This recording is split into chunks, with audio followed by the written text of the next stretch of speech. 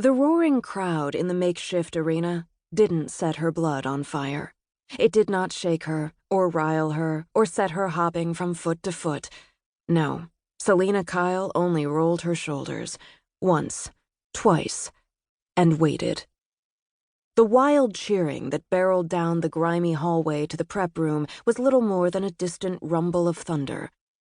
A storm, just like the one that had swept over the East End on her walk from the apartment complex.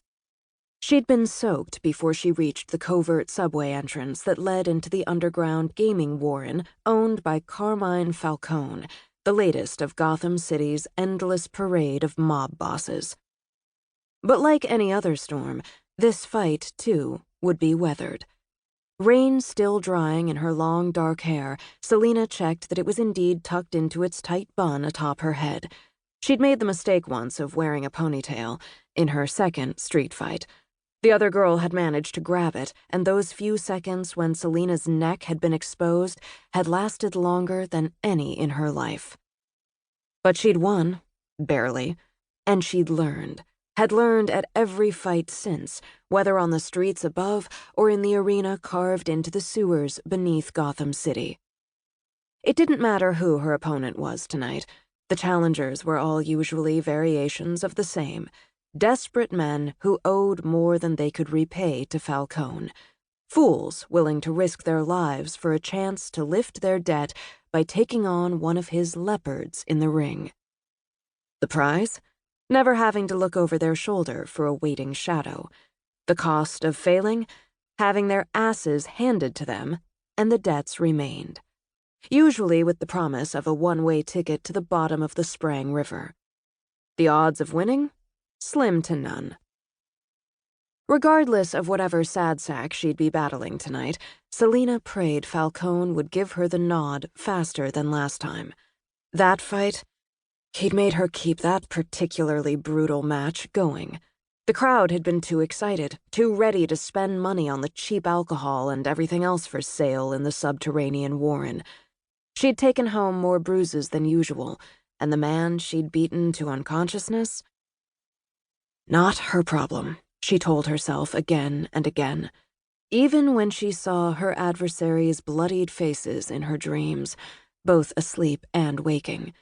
What Falcone did with them after the fight was not her problem. She left her opponents breathing. At least she had that. And at least she wasn't dumb enough to push back outright, like some of the other leopards, the ones who were too proud or too stupid or too young to get how the game was played.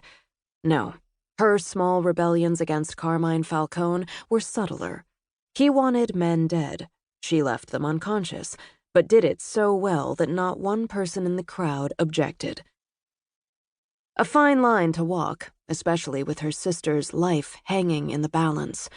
Push back too much, and Falcone might ask questions, start wondering who meant the most to her, where to strike hardest.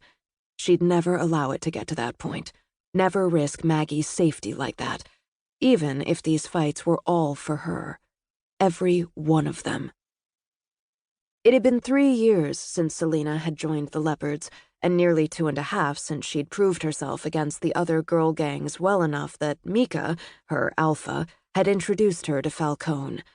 Selina hadn't dared miss that meeting. Order in the girl gangs was simple.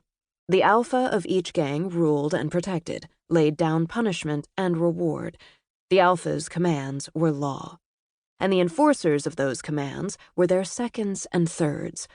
From there, the pecking order turned murkier. Fighting offered a way to rise in the ranks, or you could fall, depending on how badly a match went. Even an alpha might be challenged, if you were dumb or brave enough to do so. But the thought of ascending the ranks had been far from Selina's mind when Mika had brought Falcone over to watch her take on the second of the wolf pack and leave the girl leaking blood onto the concrete of the alley. Before that fight, only 4 leopard spots had been inked onto Selina's pale left arm, each a trophy of a fight won. Selina adjusted the hem of her white tank. At 17, she now had 27 spots inked across both arms. Undefeated.